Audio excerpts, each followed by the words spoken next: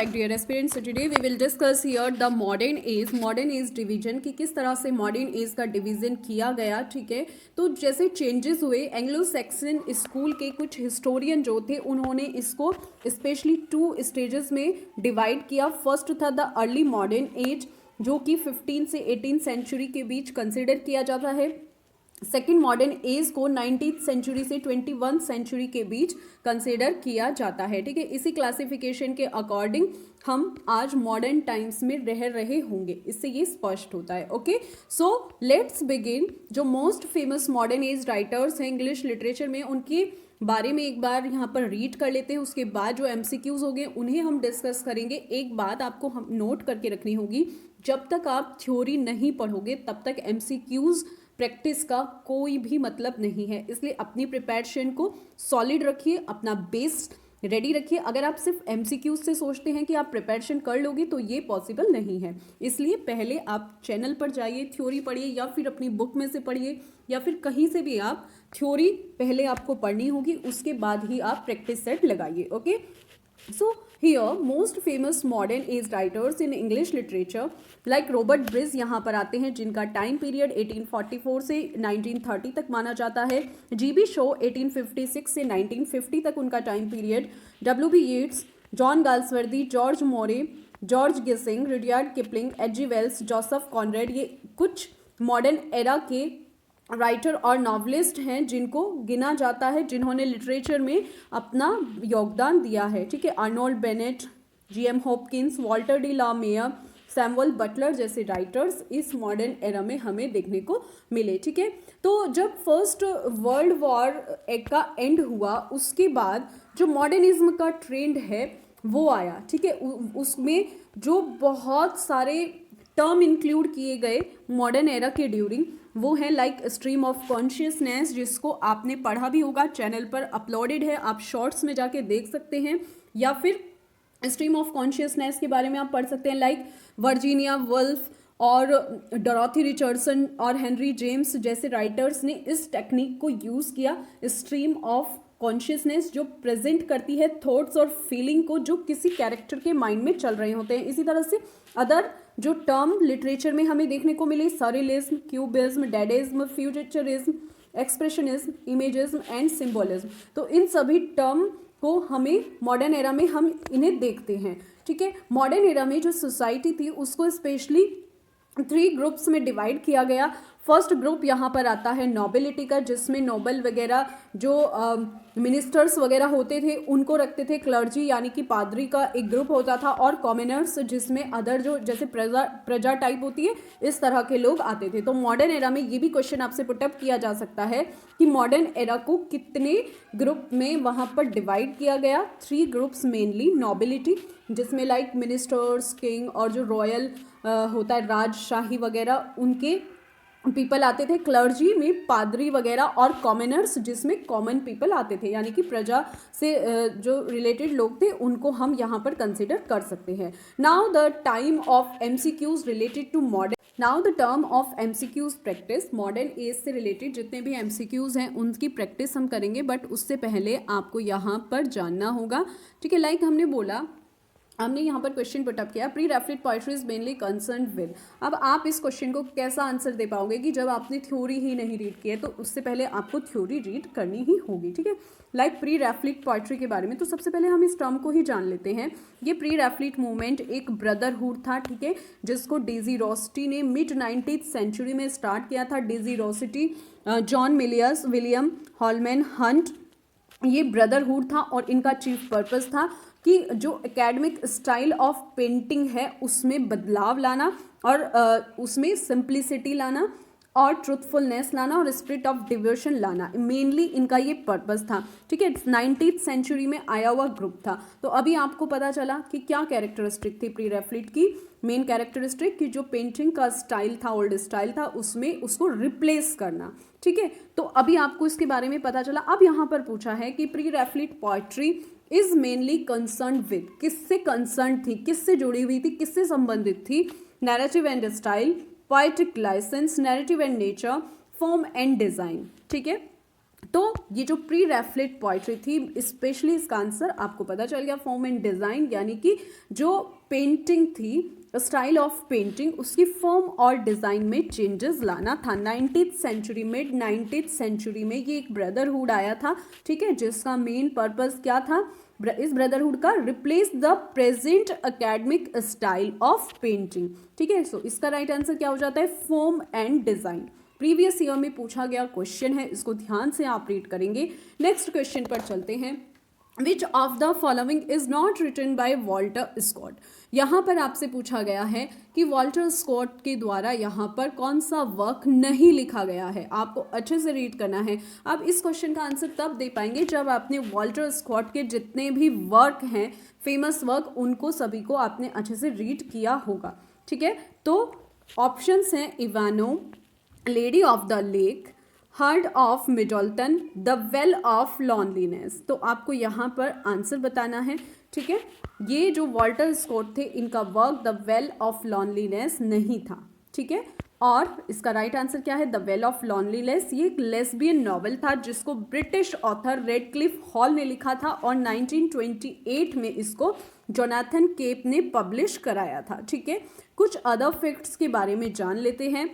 जो इवानो है and hurt of Middleton है, ये नॉवेल्स माने जाते हैं, जबकि जो लेडी ऑफ द लेक है ये वॉल्टर स्कॉट की फेमस पोयम में कंसिडर किया जाता है।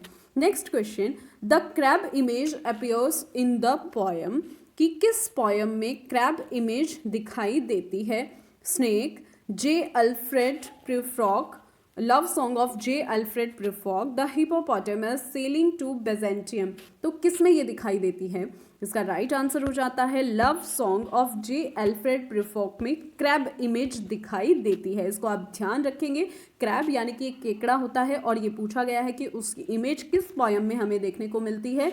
ये love song of J Alfred Prufrock में देखने को मिलती है। ये T.S. इलियट का फेमस वर्क है, ठीक है। उन्होंने अपनी पोयम में इस तरह की जो इमेज है उसको रखा है और ये पोस्ट मॉडर्निज्म माने जाते हैं। उन्होंने पोस्ट मॉडर्निज्म के जो चिन्ह होते हैं उनका यूज़ किया है the love song of J Alfred Prufrock में, और वो टू हिज कॉय मिस्ट्रेस की ओर इशारा करते हैं। ये क्या है टू हिज कॉय मिस्ट्रेस? ये एंड्रयू मार्वेल्स की एक पोयम है, ठीक है। एंड्रयू मार्वेल यहाँ पर इस फैक्ट को जोड़ देते हैं कि जो उनकी लवर है उन्होंने उसको अपने आप मीन्स लव करने के लिए राजी कर लिया है ना, और अपने पास मीन्स जो वर्ल्ड है और जो टाइम है उसको रख लिया, और ऐसा ही प्रिफ्रॉक में T.S. इलियट ने यूज़ किया है। कुछ इसी की तरह के जो फैक्ट हैं उनको उन्होंने यूज़ किया है, ठीक है। अब यहाँ पर प्रिफ्रॉक ये सोचता है कि जो मेरे पास डिसीज़न लेने का इनफ टाइम होगा, इस तरह की बातें वो सोच रहा है, ठीक है। अब यहाँ पर ये भी बोला जाता है, ये जो लाइन्स हैं इन लाइन्स में ये भी बोला जाता है I should have been a pair of rigged claws skulking across the floors of silent seas। ये शेक्सपियर के हैमलेट की ओर इशारा करते हुए बोला जा रहा है कि I should have been a pair of ragged claws, कि मेरे पास जो रेग्ड क्लास हैं, फटे हुए जो पंजे की जोड़ी है ना। और it reminds us of Hamlet words to Polonius, ये हमें याद दिलाता है किसकी? हैमलेट के उन वर्ड्स की जो पोलोनियस ने जब वह कहता है for you yourself sir should be old as I am, कि आपके लिए जितना बूढ़ा होना चाहिए उतना ही इसी तरह का एक क्रैब भी है और आप बिल्कुल बैकवर्ड जा रहे हैं, आप पीछे की ओर जा रहे हैं, ठीक है। तो इसे भी फैक्ट को आपको ध्यान रखना है कि ये जो प्रिफ्रॉक है love song of J Alfred Prufrock, ये यहाँ पर किसकी ओर इशारा किया गया है? शेक्सपियर का जो हैमलेट है, और जब वो हैमलेट के जो पोलोनियस है उनके वर्ड्स की हमें ये याद दिला रहा है जब वो बोलते हैं वहाँ पर sir should be old as I am, if like a crab you could go backwards, okay. और इन सब से पता चलता है इस पोयम में कि जो प्रिफ्रॉक है वो बहुत ज़्यादा स्केयर है, घबराया हुआ है, ठीक है। यहाँ पर जो उसके साथ सिचुएशन है वो बहुत ज़्यादा घबराया हुआ है और जो केकड़े जैसा इंसेक्ट है उससे अपनी तुलना करके खुद को वो बहुत ज़्यादा नीचा दिखाने की कोशिश कर रहा है। यहाँ पर इन सब का ये मीन्स होता है, तो इसको आप ध्यान रखेंगे। ये लव सॉन्ग किसका है? टी.एस. इलियट का है। ठीक है, टी.एस. इलियट का फेमस है, जिसमें हमें क्रैब इमेज देखने को मिलती है जो कि प्रूफोक की जो सिचुएशन है उसको बताते हैं कि वो उस चीज़ का सामना करने के बजाय पीछे हट रहा है। ठीक है, next question is live like pigs is an essay by Oscar Wilde. ये क्या है? Live like pigs Oscar Wilde का एक ऐसे है, या D.H. लॉरेंस की पोयम है, या अ प्ले बाय ऑर्डन का कोई प्ले है, या अ सटायर बाय स्विफ्ट। क्या है ये? सो इसका राइट आंसर है ये प्ले है आर्डन का। लिव लाइक पिग्स क्या है? आर्डन का प्ले है, जिसको उन्होंने 1961 में लिखा था, और ये जो कॉन्फ्लिक्ट दिखाता है टू फैमिलीज के बीच जिनमें झगड़ा चल रहा है हाउसिंग स्टेट को लेकर, जो उनकी संपत्ति है उसको लेकर, और फैमिली में जो डिफरेंट प्रतिनिधि हैं वो वहाँ पर प्रतिनिधित्व करते हैं। इसी वजह से यहाँ पर डिस्प्यूट बना हुआ है। किस में दिखाते हैं? Live like pigs. ठीक है, ये फेमस वर्क 1961 में जॉन ऑर्डेन का है। जॉन ऑर्डेन, जिनका टाइम पीरियड 1930 से 2012 तक माना जाता है, मॉडर्न एरा के ये पोएट हैं। ठीक है, इंग्लिश प्ले राइट इनको माना जाता है, और उनकी डेथ के ड्यूरिंग 1950 के एंड में और 60 की जब शुरुआत हुई थी, तो ब्रिटिश जो प्ले राइट थे उनकी उसके रूप में बहुत ज़्यादा प्रशंसा वहाँ की गई थी, यानी कि उनको बहुत ज़्यादा प्रशंसा वहाँ मिली थी। ठीक है, next question, edited the works of Wilfred own. Wilfred own के जो कार्य थे उनको किसने एडिट किया या किसने उनका संपादन किया? Options are Robert Brock, Edmund Blunden, E.A. Robinson या एजरा पाउंड। तो इसका राइट आंसर हो जाता है एडमंड ब्लेंडन। इसका राइट आंसर है एडमंड ब्लेंडन। एडमंड ब्लेंडन जो हैं उन्होंने विल्फ्रेड ऑवन के कार्यों को एडिट किया है। विल्फ्रेड ऑवन के बारे में एक बार यहाँ पर देख लेते हैं। यहाँ पर मैं थ्योरी इसीलिए ऐड करती हूँ कि आपको थोड़ी बहुत नॉलेज उससे हो जाए। ठीक है, थ्योरी पढ़ना बहुत ज़्यादा इंपॉर्टेंट है। MCQ से आप कभी भी कोई भी टेस्ट क्लियर नहीं कर पाओगे किसी भी तरह का। ठीक है, Wilfred Owen best known work के लिए जाने जाते हैं, anthem for doomed youth and dulce et decorum est. ये उनके फेमस वर्क हैं। विल्फ्रेड ऑवन जो मॉडर्न एरा के फेमस पोएट हैं। ठीक है, और उन्होंने वार पोइट्री लिखी थी 1970 से 1918 के बीच, जो ज़्यादातर वॉर पोइट्री ही उन्होंने लिखी हैं, और सिर्फ उन्होंने अपने पूरी लाइफ के ड्यूरिंग सिर्फ 5 पोएम्स ही पब्लिश कराई हैं। ठीक है, ओनली 5 पोएम्स ही उनकी पब्लिश हुई थी। ओवन के जो फ्रेंड थे गर सिगफ्रिड सेसन, उन्होंने एडिथ सिटवेल की हेल्प से 1920 में उनकी जो फर्स्ट पोएम थी उसको एडिट किया था। ठीक है, उसको वहाँ पर उसका एडिशन निकाला था, और 1931 में जब फर्स्ट वर्ल्ड वॉर के ड्यूरिंग जो पोएट थे एडमंड ब्लेंडन, इस नाम को आप ध्यान रखेंगे, फर्स्ट वर्ल्ड वॉर पोएट जो थे एडमंड ब्लेंडन, उन्होंने the poems of Wilfred own नामक टाइटल से इनकी सभी पोएम को वहाँ पर संपादित किया था, एडिट किया था। ओके, उनका एडिशन इन्होंने निकाला था। Next question, who among the boys in Golding's Lord of the Flies is often made fun of by others. Golding के लॉर्ड ऑफ द फ्लाइज में जो बॉयज़ होते हैं वो दूसरे लोग किन दूसरे लोगों का अक्सर वहाँ पर फन बनाते हैं, मजाक उड़ाते हैं? Options are Piggy, Ralph, Simon या जैक। इसका राइट आंसर हो जाता है पिगी। जो हु अमंग द बॉयज़, तो जो गोल्डिंग के लॉर्ड ऑफ द फ्लाइज में जो बॉयज़ हैं वो पिगी का वहाँ फन बना रहे हैं। ये जो नॉवल है ना लॉर्ड ऑफ द फ्लाइज, इसमें ये पिगी एक कैरेक्टर है जो कि वहाँ पर एक बीमारी से पीड़ित है, अस्थमा। ठीक है, और वो सिर्फ इसीलिए वो एक 12 इयर्स ओल्ड बॉय है, और सिर्फ वही एक बॉय है जो इस वर्ड को अच्छे से वहाँ प्रोनाउंस कर पाता है। कौन? ये 12 ईयर्स ओल्ड बॉय पिगी, जो कि बहुत ज़्यादा फैटी है और यही उस चीज़ को अच्छे से प्रोनाउंस कर पाता है, ठीक है।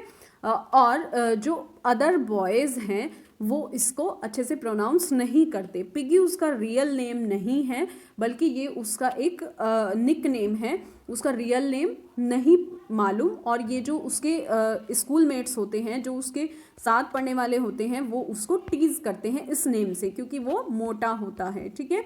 कुछ अदर फैक्ट्स, ये जो सर विलियम गोल्डिंग, जिनका टाइम पीरियड 1911 से 1993 तक माना जाता है, ये एक ब्रिटिश नॉवलिस्ट हैं, प्ले राइट हैं और पोएट हैं। और इनका जो ये नॉवल है लॉर्ड ऑफ द फ्लाइज, ये बहुत ज़्यादा फेमस है और इनको इसी के लिए ही जाना जाता है। इन्हें नोबेल प्राइज़ भी दिया गया था लिटरेचर में, और इनको बुकर प्राइज़ फिक्शन के लिए मिला हुआ है 1980, जो उनका नॉवल था राइट्स ऑफ पैसेज, ठीक है। जो उन्हें लिटरेचर में नोबेल पुरस्कार मिला था, वो किस लिए मिला था? उन्हें राइट्स ऑफ पैसेज के लिए, ठीक है। और इनको बुकर प्राइज से भी सम्मानित किया गया है, इसको आप ध्यान रखेंगे। किसको किया गया है बुकर प्राइज से? सर विलियम गोल्डिंग को, जिसके जो फेमस वर्क है लॉर्ड ऑफ द फ्लाइज, जिसके बारे में हम बात कर रहे थे, और उसका character piggy. Okay, next question, Which of Yeats poems refers to the future reign of Troy? कि यीट्स की कौन सी पोएम है जो ट्रॉय का जो फ्यूचर है उसका डिस्ट्रॉय जो वहाँ हुआ है उसके बारे में बताती है? Leda and Swan, the second coming, Adam's curse या लैपिस लेजुली? कौन सी वो पोएम है? तो इसका राइट आंसर फर्स्ट ही हो जाता है, लेडा एंड स्वान। उनकी पोएम है जो ट्रॉय के फ्यूचर के बारे में बताती है कि जो विनाश वहाँ पर होने वाला है। Leda and Swan William Butler Yeats की एक पोएम है, ठीक है। इनका टाइम पीरियड 13 जून 1865 से लेकर 1939 तक माना जाता है, ठीक है। और ये एक कलेक्शन है, एक कलेक्शन टावर, जिसमें ये उन्होंने पब्लिश कराई थी, लेडा एंड स्वान, जो कि 1928 में आया था, ठीक है। और जो वहाँ पर ट्रॉय का जो फ्यूचर था, जो वहाँ पर नष्ट होने वाला था, उसके बारे में पहले ही बता देती है, ठीक है। एगामेनन, इसमें जो सेकंड लास्ट स्टेंजा है पोएम का, उसको एगामेनन को वहाँ पर रेफर किया गया है। उसकी जो डेथ होती है, उसका जो मर्डर होता है, उसका वहाँ पर उल्लेख करते हुए वो लिखते हैं, a shudder in the loins engenders there the broken wall, the burning roof and tower and Agamemnon dead, ठीक है। यानी कि हमारे जो वेस्ट है उसमें एक सिहरन सी पैदा होती है, टूटी हुई दीवार है, जलती हुई छत है। और सम अदर फैक्ट्स में लेडा एंड द स्वान एक सोनेट है, और ये traditional 14 line poem in iambic pentameter में लिखा गया है। इसमें rhyme scheme of the sonnet use की गई है, A B C D E F G E F G। Okay, next question, in the lighthouse the name of the painter is. To the lighthouse में जो painter है उसका नाम बताना है। कौन है? मिस्टर रामसे, ठीक है, लिली ब्रिस्को, मिसेस रामसे या ऑगस्टस कार्माइक। सो इसका राइट आंसर हो जाता है यहाँ पर लिली ब्रिस्को, ठीक है। टू द लाइट हाउस में जो पेंटर है उनका नाम है लिली ब्रिस्को। लिली ब्रिस्को इसमें एक फिक्शनल कैरेक्टर माना जाता है, जो कि एक पेंटर है। और वर्जीनिया वुल्फ का जो नॉवल है टू द लाइट हाउस, इसको 1927 में पब्लिश कराया गया था, और लिली वुल्फ इसमें सेंट्रल कैरेक्टर माना जाता है। इसमें वो एक आइडल आर्टिस्ट का किरदार यहाँ पर रिप्रेजेंट करती हैं, जिसमें जो मैस्कुलिन और फेमिनिन सिंपैथी के साथ जोड़ते हुए उसको दिखाती हैं, ठीक है।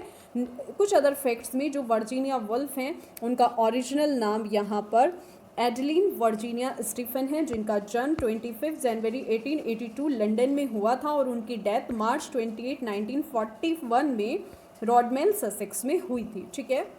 और यहाँ पर एक जो स्टाइल था इनका, उसका अलग ही इम्पैक्ट देखने को मिलता है। Next question, who called value judgments in literary criticism the donkey's carrot of literary criticism, ठीक है। किसने लिटरेरी क्रिटिसिज्म में जो वैल्यू है उसको दिखाया है, यानी कि लिटरेरी क्रिटिसिज्म में डोंकीज कैरेट बोला है? विलियम एम्पसन, टेरी इगल्टन, रेमंड विलियम्स या नॉर्थऑप फ्राई? तो इसका राइट आंसर है नॉर्थऑप फ्रायर ने लिटरेरी क्रिटिसिज्म को डोंकीज कैरेट बोला है। ठीक है, उन्होंने इसको क्रिटिसाइज करते हुए ऐसा बोला है। और एनाटॉमी ऑफ क्रिटिसिज्म में, जो कि 1957 में 4 एसेज आए थे, वहाँ पर नॉर्थऑफ फ्रायर ने इस तरह के जो वर्ड्स हैं लिटरेरी क्रिटिसिज्म में उनको बोला है। और उन्होंने बताया है कि जो value judgments are subjective in the sense and they can be indirectly but not directly communicated. ठीक है, वो डायरेक्टली कम्युनिकेटेड नहीं होते हैं।